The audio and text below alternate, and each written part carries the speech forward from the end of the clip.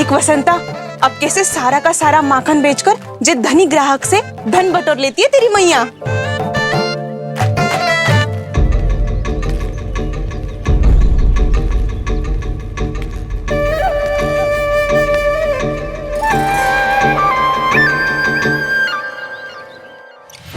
देखो देखो देखो कैसे छटपटा रहा है।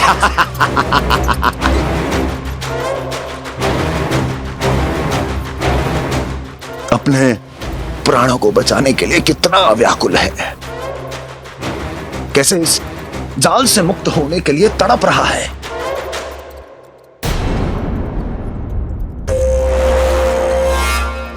यही दशा गोकुल वासियों की भी होने वाली है, क्योंकि वो भी शीघ्र ही इस चूहे की तरह लोभ के जाल में फंसने वाले हैं।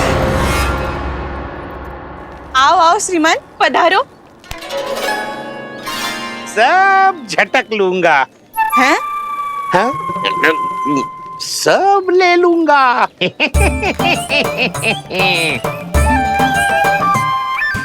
देखो श्रीमान, पूरे गोकुल में मुझसे अधिक स्वादिष्ट माखन किसी के पास ना होगो।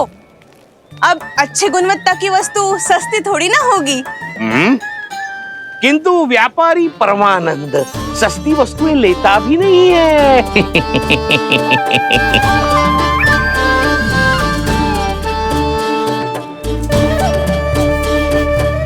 एक बार फिर सोच लो श्रीमान, हर मक्खन के मटके के बदले पूरे 2 सिक्के लेती हूँ मैं। 2 सिक्के? कहीं अधिक तो ना बोल दियो मैंने?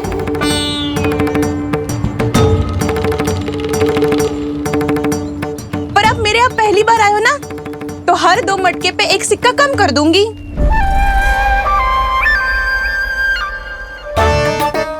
चार मटकी लोगे तो 1 और सिक्का कम कर दूंगी, लेकिन इससे अधिक कम कर ना पाऊंगी। छूट देकर मूल्य आधा कर रही है आप। मैं तो 2 गुना मूल्य देने के लिए तैयार हूँ।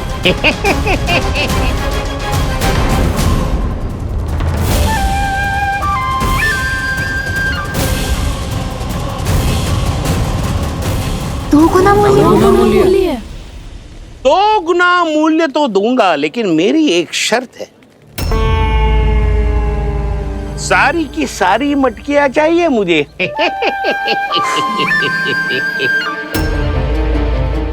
सब तो भाव कम कराते हैं, ये तो बढ़ा रही है। हाँ तो जे भी कोई पूछने की बात है, जे ले लो, जे सारी की सारी मटकियां आपकी। लोभ में आकर लिया गया कोई भी निर्णय लाभकारी ना होता लल्ला। अच्छा जे बता, जो लोभ में आके तूने जे सारे लड्डू खा लिए तो क्या होगो? क्या होगो मैया? पेट दुखेगो लल्ला।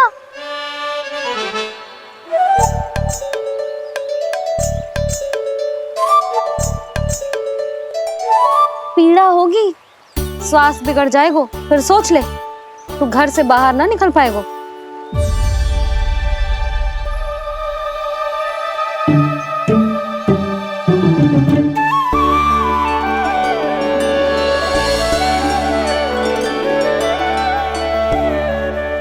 ये नारायण लोग तो सच्ची में बहुत भयंकर है, इससे तो बच के ही रहना पड़ेगा।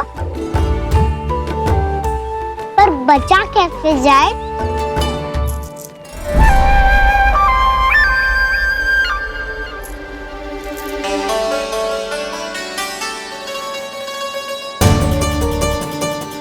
अब फंस गए गांव वाले। जैसे ही ये मेरे सिक्कों की चमक दमक खनक देखेंगे, मेरे जाल में ऐसे फंसेंगे जैसे कि ये मूर्ख स्त्री।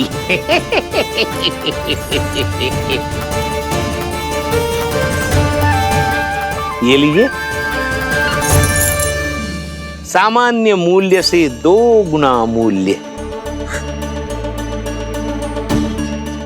अच्छा मूल्य दूंगा तो ही तो अच्छी वस्तुएं मिलेगी ना मुझे।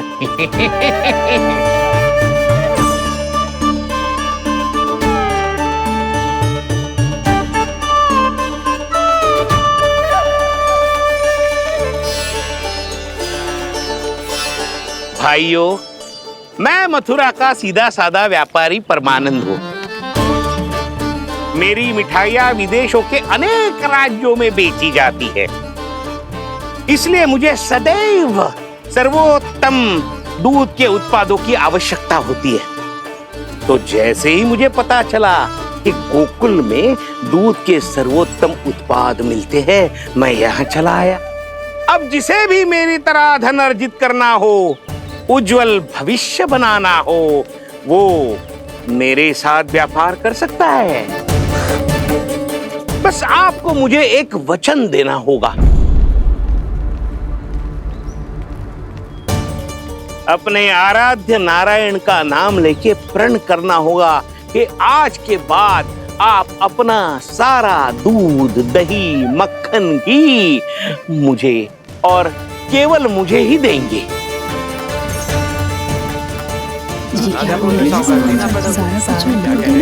ताकि इनका प्रबंध करने के लिए मुझे कहीं और भटकना ना पड़े।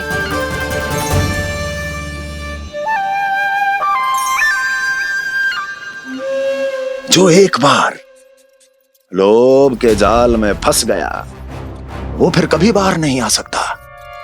अधिक से अधिक और अधिक और अधिक पाने के लोभ में अपना सब कुछ खो बैठता है।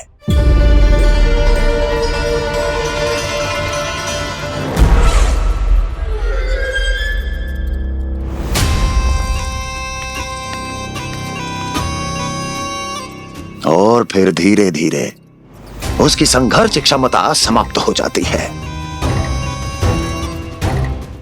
और फिर जो बचता है वो यमदूत की प्रतीक्षा करने वाला केवल एक जीवित शव, और कुछ नहीं।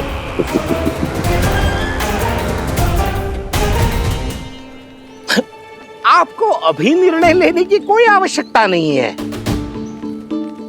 मैं परसों सूर्यास्त के समय एक बार फिर आऊंगा, तब आप अपना निर्णय मुझे बता दीजिए। किंतु मेरे साथ व्यापार करने पर क्या होगा, इसकी मैं झांकी दिखाऊंगा आपको। आज आप सभी इस हाट में जो लेकर आए हो, वो सब लेकर जाऊंगा मैं, वो भी दुगना मूल्य देकर।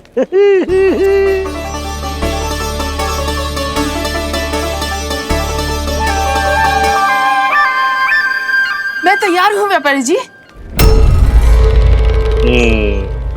तू खड़ी खड़ी मुँह क्या देख रही है? जा सारी मटकियाँ लेके आ। हाँ मैया।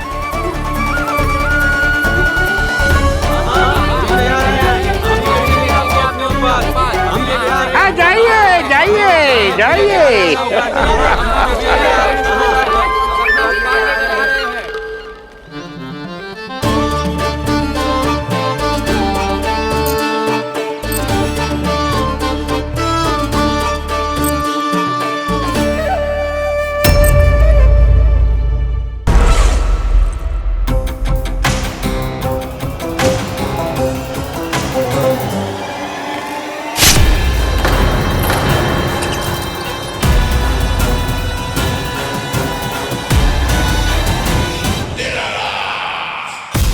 बस इसी तरह जब गोकुल के वासी थक हार कर मेरे चरणों में गिर जाएंगे, क्षमा मांगेंगे, गिड़गिड़ाएंगे, दया की गुहार लगाएंगे,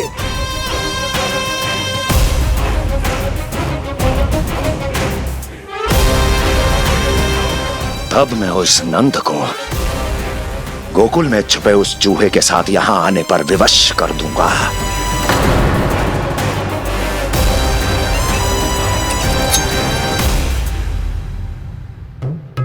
इसे तो मैंने प्राण दान दे दिया,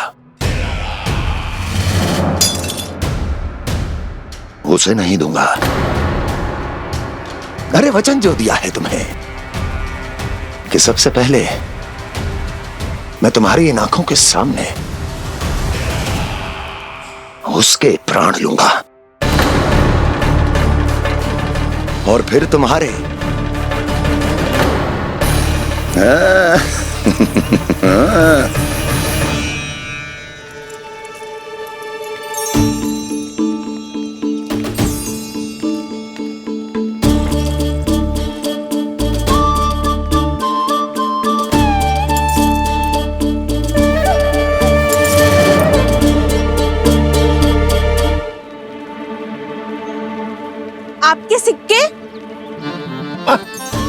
अब कौन उतरे, कौन झुके, कौन उठाए, रहने दीजिए।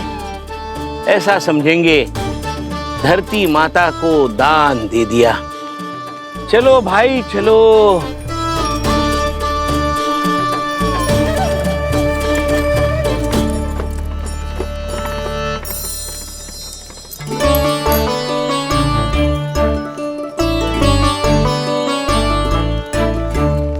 आज तो बहुत अधिक धन मिल गो।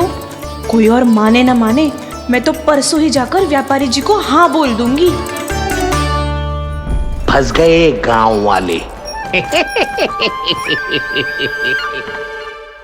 बोलो ना आप दोनों, लोभ वाले राक्षस से कैसे बचा जा सकते है?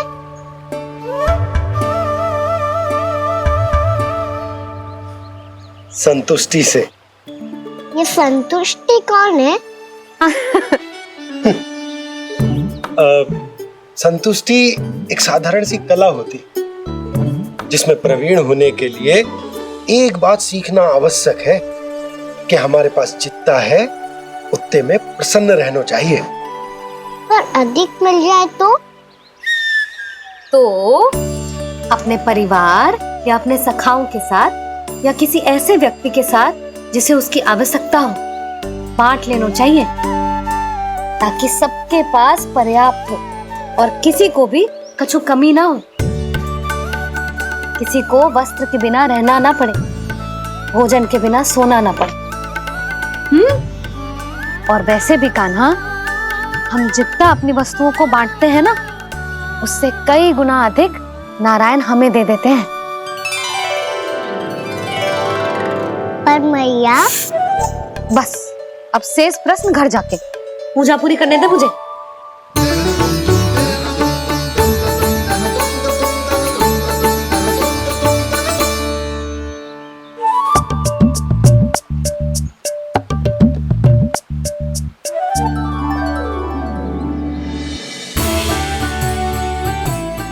मैया ने भोग चढ़ाने तक ठहरने को कही थी, अब तो चढ़ गो भोग।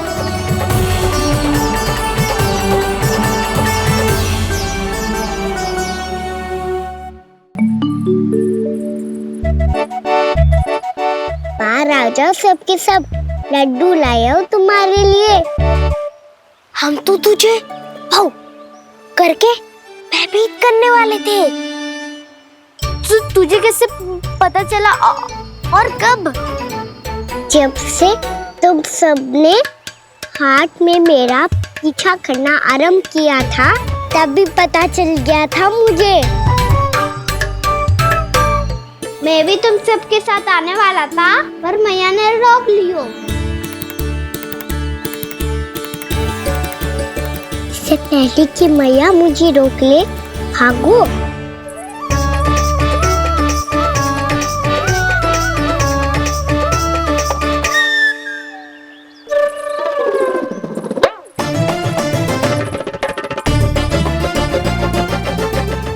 भागो। और लड्डू भी ले गो।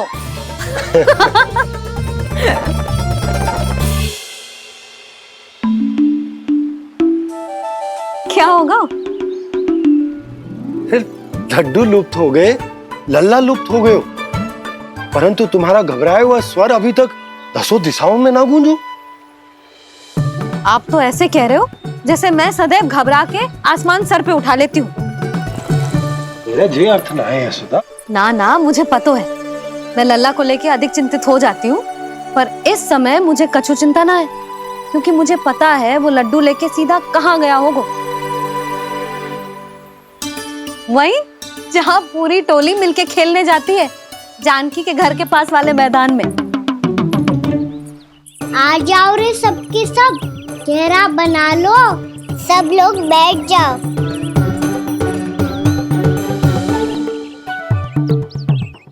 वहीं पेड़ के नीचे बैठ के सबको लड्डू बांटे गोजे। लो मधुमंगल, ले सुबल,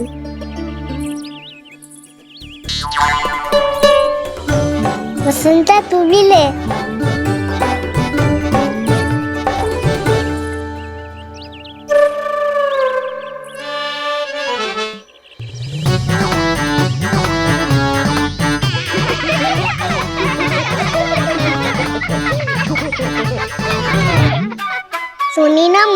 क्या की? तो बहुत भयंकर ऋतु है, बहुत भयानक। ताई जी ने ये भी तो कही थी कि आवश्यकता से अधिक की इच्छा करना लोभ हो तो है, पर मेरी तो आवश्यकता ही अधिक है कान्हा। इतने भारी बर्तन तन में एक लड्डू कहाँ जाओगो, कुछ पता भी ना चलोगो। फिर तुझे 2 ना 4 लड्डू देने पड़ेंगे।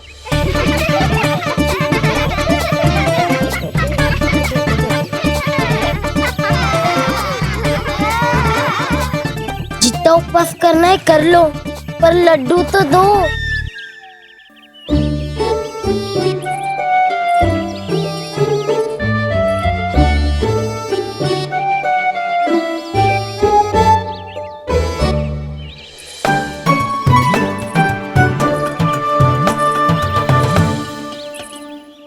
और जैसे ही जे बालक लड्डू खाने को होंगे, उनके मुंह तक पहुंचने से पहले ही कान्हा उन्हें रोक देगा। रुको।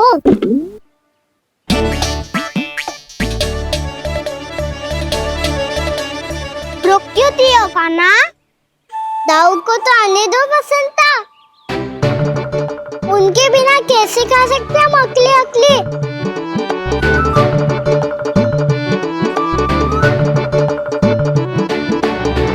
पर तुम्हें ये सब कैसे पता है यशोदा?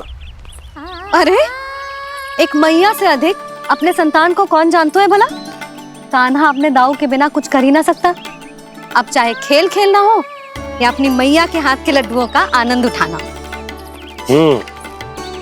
जहाँ कान्हा होगो, हाँ उसके बलदाऊ को तो होना ही है। विलंब की आशंका से घबराओ मत, मैं आ गया हूँ।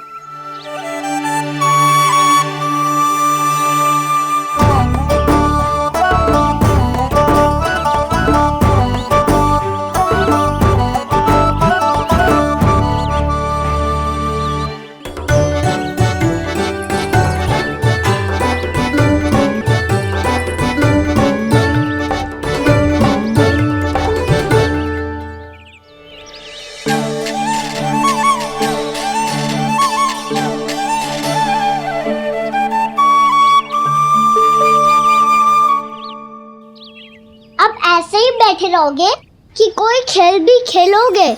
गिल्ली डंडा, छुपन छुपाई? ना ना, पकड़ा पकड़ी। कछु नया खेल भी सुझाओ ना। मैं बताता हूँ, एकदम नया खेल है। स्वयं भगवान विश्वकर्मा जी ने इसका आविष्कार किया है और स्वप्न में आके बताया है मुझे। और इसमें ना, लो आरंभ हो गया बड़बोला।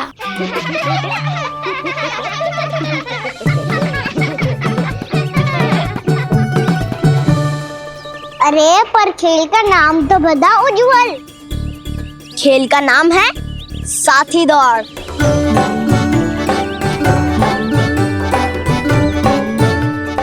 साथी दौड़? पर खेलते कैसे है इसे? बस एक साथी दूसरे साथी का पैर अपने से बांधता है और दौड़ लगाता है। तो चलो अपना अपना साथी चुनते हैं। लड्डुओं का भोज करके सब खेल में ऐसे मगन हो जाएंगे कि कोई घर आने का नाम भी ना लेगो। पर एक बार जो भूख लगी आई तो फिर देखना कैसे मैया के। क्या हुआ यशोदा, रुक क्यों गई?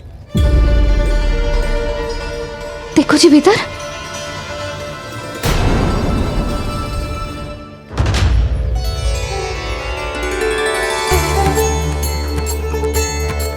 ये कौन है? जैसे साक्षात मैया लक्ष्मी।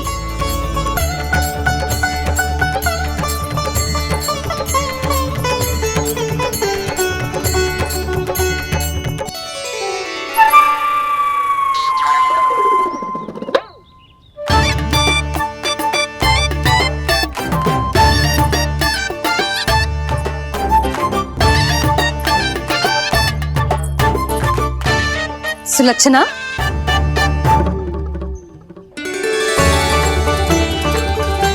जशोदा जी, नंदराज, नारायण नारायण। नारायण नारायण। वो साधु महात्माओं की तरह अपना भविष्य देख रही थी। दोनों हाथों से धन बरस रहा था, स्वर्ण के सिक्कों के सागर में तैर रही थी। लग तो है दीवा स्वप्न देख रही थी। और सुलक्षणा, बताओ कैसे आना हुआ, वो भी इस वेशभूषा में?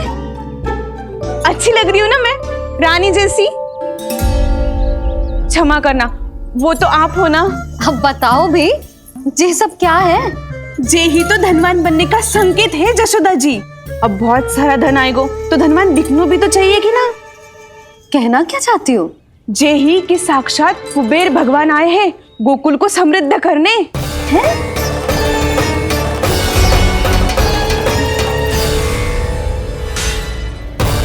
कुबेर महाराज? साक्षात कुबेर भगवान आए हैं गोकुल को समृद्ध करने। हैं? सब विस्तार से बताती हूँ, आप बैठो तो सही। कुबेर महाराज? चलो जोड़ी बनाते हैं।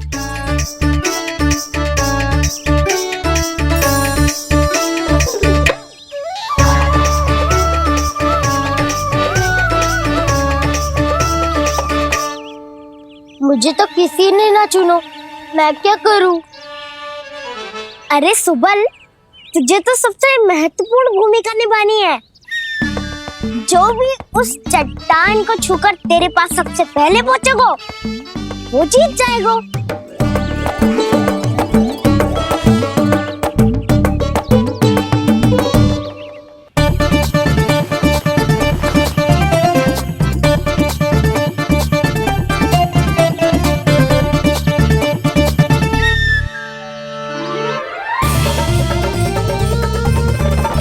आरंभ करो।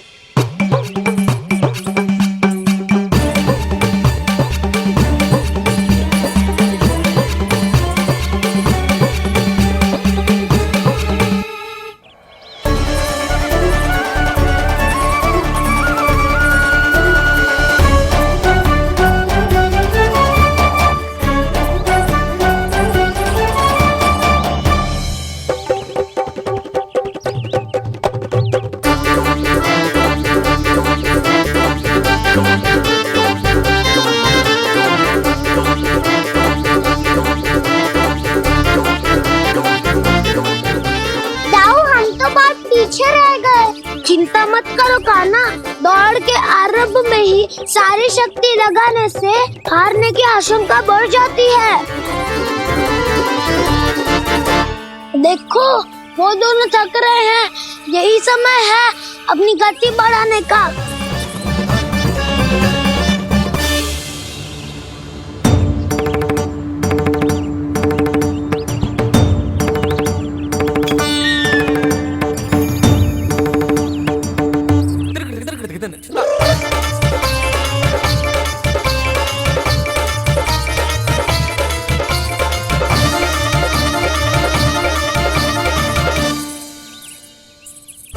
लो, हमारी जोड़ी सबसे पहले पहुंच गई। देखा मेरा बलदाव का बल।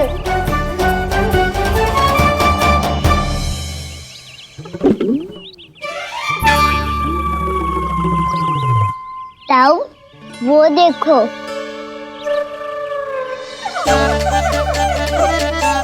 मैया,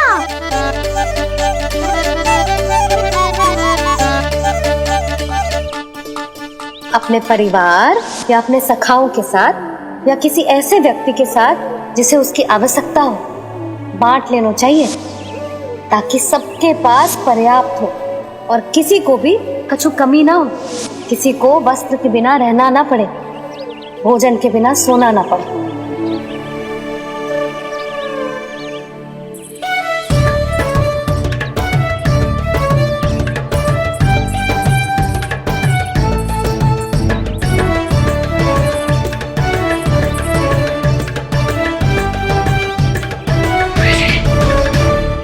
लग तो है इससे भूख लगी है।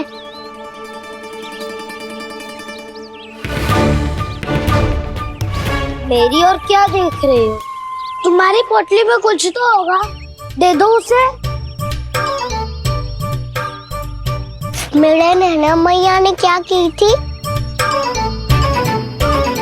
जितना हम किसी और को देते हैं ना, उससे अनेक गुना नारायण हमें वापिस कर देते हैं।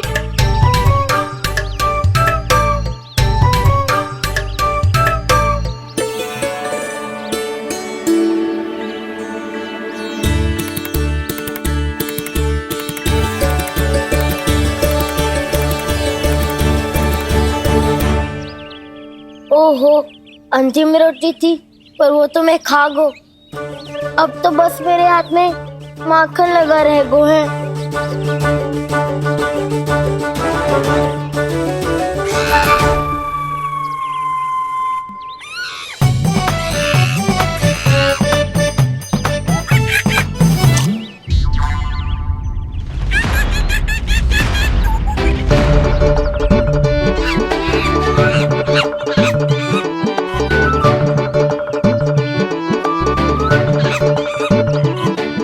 क्षमा करना सखा,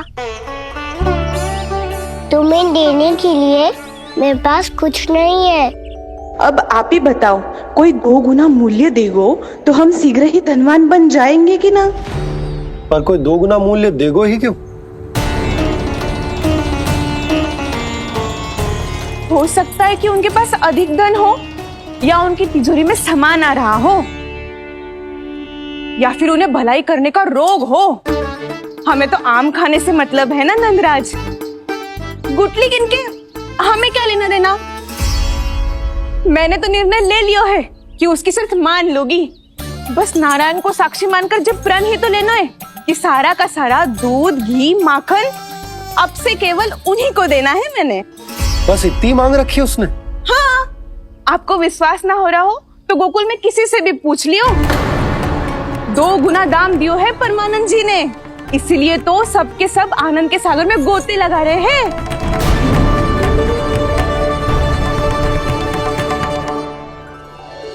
हे नारायण, सुनी है गांव वालों को 2 गुना लाभ हुआ है आज, पर मैं तो माखन बेच ही ना पाई क्योंकि हाट जाने के लिए कोई साधन ही ना मिलो मुझे। जी नया माखन अभी अभी बनायो है मैंने। प्रतिदिन जो माखन निकालती हूँ सबसे पहले आपको चढ़ाती हूँ, ये सोचकर कि कभी तो आपकी कृपा होगी। पर जाने आपका आशीर्वाद कब मिलेगा मुझे, पर जाने कब आपका आशीर्वाद मिलेगा मुझे। यदि इस बार भी मेरा माखन बेकार हो गयो ना, तो सच्ची कह रही हूँ, कल से भोग में आपको कुछ भी ना चढ़ाऊंगी मैं। कल से भोग में आपको कुछ भी ना चढ़ाऊंगी मैं। कान्हा, मुस्कुरा क्यों रहे हो? वानर महाराज की भूख कैसे मिटानी है पता है मुझे। कैसे? माखन से। और माखन कहाँ मिलेगो? सावित्री मौसी के घर से। तो क्या तुम फिर से माखन चुराने की सोच रहे हो? दाऊ, मेरी बात प्रश्न ही नहीं उठता, इसकी अनुमति नहीं दूंगा मैं। गोकुल वासियों को ऐसा वचन देने की अनुमति ना दे सकता मैं। बिना सोचे समझे कैसे वो किसी अपरिचित व्यापारी के शब्दों पर विश्वास कर सकते हैं?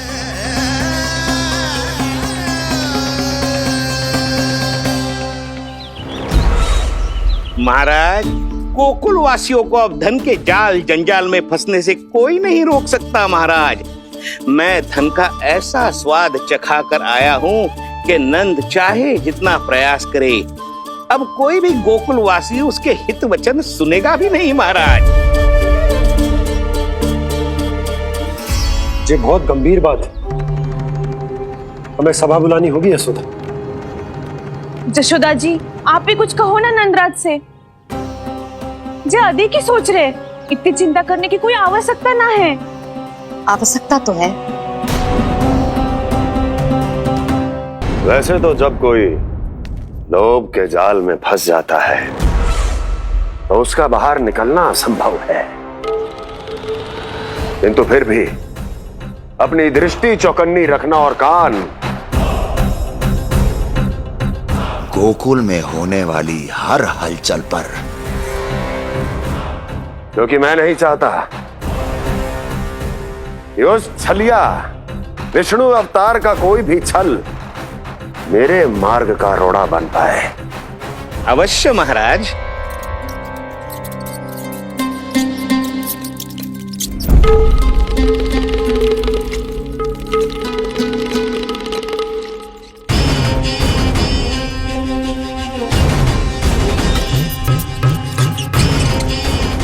लोभ,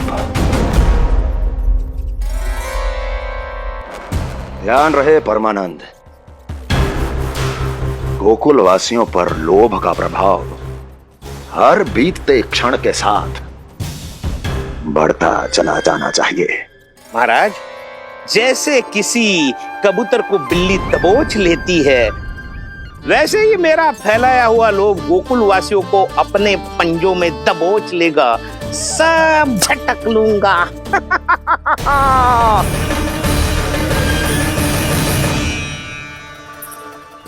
इससे पहले कि माखन पीला पड़ जाए, उसे आंच में तपाकर घी निकाल लेना चाहिए, ना तो पूरा का पूरा माखन बिगड़ जाता है।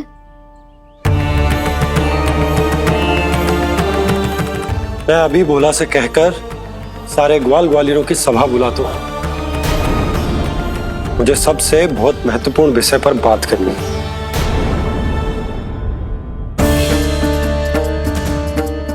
मति भ्रष्ट हो गई थी मेरी, जो यहाँ चली आई। अब कहीं ऐसा ना हो कि मेरा धनवान बनने का स्वप्न धरा का धरा रह जाए। सुलक्षणा, चिंता मत करो। अरे हम सबसे पहले तो वे अन्न के बारे में सोचते हैं। वे गोकुल वासियों को लोभ के फेर में कछु अनुचित ना करने देंगे। कहा ना मैंने, तुम्हें कुछ भी अनुचित करने नहीं दूंगा। दाऊ हूँ तुम्हारा। हाँ तो अनुचित बात करने देना दाऊ, पर मैं तो भलाई करना चाहता हूँ। भलाई? किसी की अनुमति या सहमति के बिना उसके यहाँ चोरी चुप के माखन खा लेना भलाई नहीं, चोरी कहलाती है। सखाओ, तुम ही बताओ, किसी भूखे प्राणी के लिए भोजन की व्यवस्था करना क्या होता है? भलाई। पड़े पड़े माखन चढ़ने के स्थान पर किसी का पेट भरे, वो क्या होता है? भलाई। किसी के मन की इच्छा पूरी करना क्या होता है? भलाई। ठहरो ठहरो, चोरी करके किसकी मन की इच्छा पूरी करोगे तुम?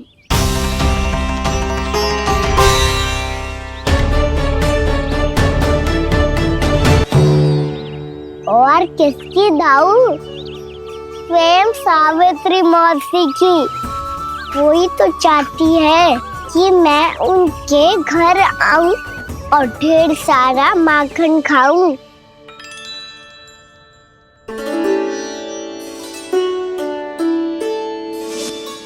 तो फिर अगला घर आपका। क्षण भर तो ऐसा लगो जैसे कान्हा ने मेरे मन की इच्छा सुन ली हो। वैसे कितना अच्छा हो तो यदि सुन ही ले तो। तुम्हारे कहने का अर्थ है कि सावित्री मौसी चाहती थी कि तुम उनके घर भी जाओ, जैसे जानकी के घर गए थे। ये बात तो उन्होंने मैया के सामने भी कही थी कि मैं उनके घर जाऊं। ये तो उनका सौभाग्य होएगा। किसी का सौभाग्य बिगाड़ते इतने बुरे ना है हम। ये बात तो सही कही है। मुझे भी कुछ अनुचित ना लगता है इसमें। तुम तो सत्यवादी हो मधुमंगल, तुम्हें क्या लगता है? अब बोल भी दो, वानर महाराज भूखे हैं। वानर महाराज से अधिक भूखा तो मुझे तू लग रहे हो। यदि कान्हा सच्ची में जैसा वानर महाराज की भूख मिटाने के लिए और सावित्री मौसी की इच्छा पूरी करने के लिए कर रहा है, तो दादी के सीख के अनुसार मुझे इसमें कछु अनुचित ना लगता। पक्का हम सच में चोरी नहीं भलाई करने जा रहे हैं? सही कहा दाऊ। यदि भूखे असहाय वानर महाराज का पेट भरोगे तो इसका असली पुण्य तो सावित्री मौसी को ही मिलेगा। इसका अर्थ तो ये हुआ कि कान्हा सावित्री मौसी का घर माखन चुराने नहीं जाएगा, बल्कि उसे दुगना कर देगा। बात तो सही है, तो फिर मैं तुम्हें नहीं रोकूंगा।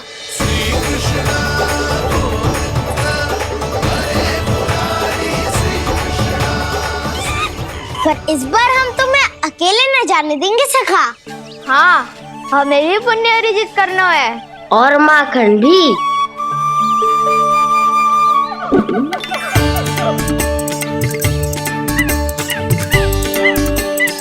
लगता है देव वानर महाराज भी हमारी टोली में सम्मिलित होना चाहते हैं। तब तो ये सबको ये कला सिखानी पड़ेगी। सही कहा सका। अच्छे काम का प्रचार प्रसार तो होना ही चाहिए ना। तो ठीक है, सिखा दूंगा और हमारी टोली कहलाएगी चौर्य विद्या प्रसारण टोली। और कान्हा तू बन जाइयो इसका अध्यक्ष। और दाऊ बनेंगे उपाध्यक्ष। मुझे स्वीकार है। चौर्य विद्या प्रसारण टोली की जय। चौर्य विद्या प्रसारण टोली की जय। और सुनो क्या करना है और कैसे।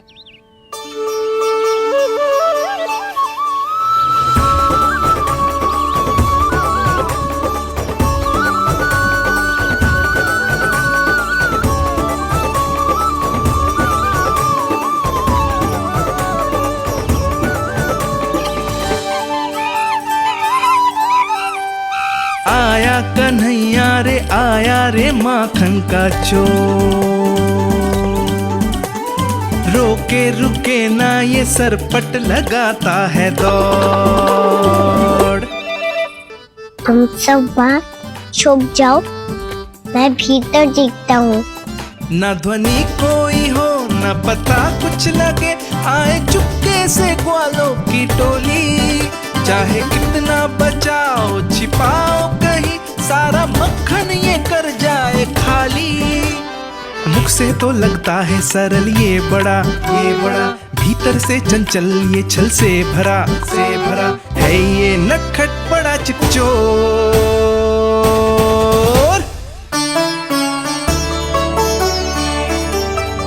इतनी ऊपर टांग रही हो मौसी। कान्हा सच में आ गयो तो मैं तो धन्य हो जाऊंगी।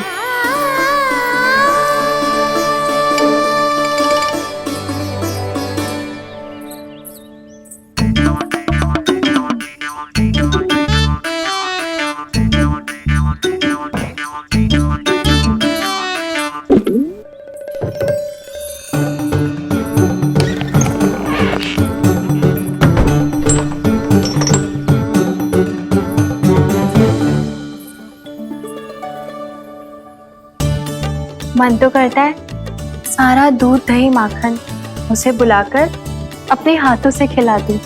मुझे बुलाना भी चाहती हो और अनजाने में मेरे लिए कठिनाई भी बढ़ा रही हो। पर मेरे यहाँ क्यों आएगा कान्हा? इससे अच्छा तो यही होगा कि कल माखन बेचने के लिए कहीं से सकट का प्रबंध कर लूं।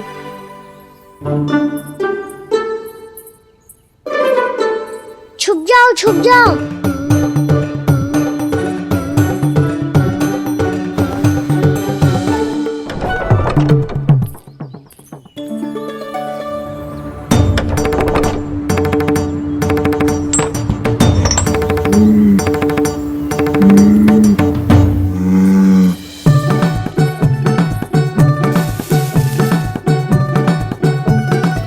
वैसे भी वो ठहरा राजकुमार, एक साधारण गोपी के यहाँ का माखन काहे खाएगो।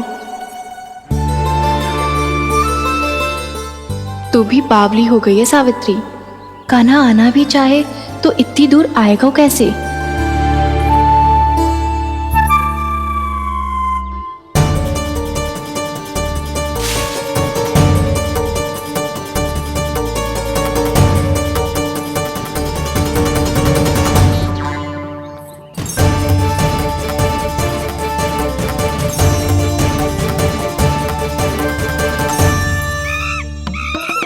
ओ मैया,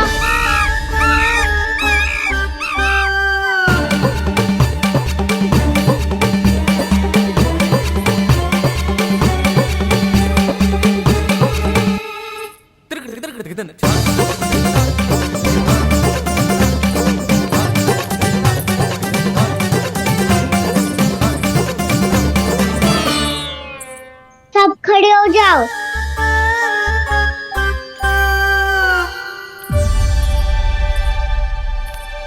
सच्ची मैं भी कितनी बावली हो गई हूँ ना। जब नंद भवन की ओर जा ही रही हूँ तो कान्हा के लिए थोड़ा सा माखन ले जाती हूँ।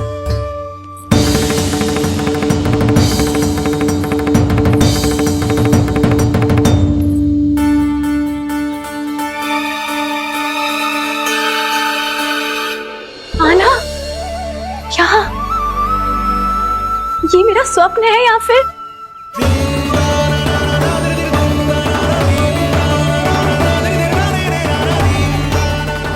ये सारे बालक यहाँ क्या कर रहे हैं कान्हा के साथ?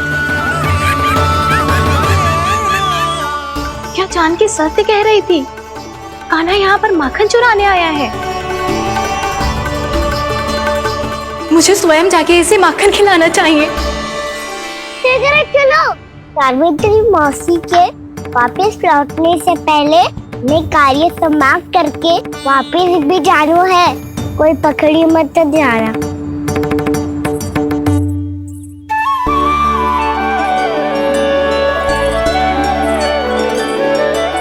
ये मुझे देख के भागो तो ना, ये जो कर रहा है, जैसे कर रहा है, मुझे करने देना चाहिए।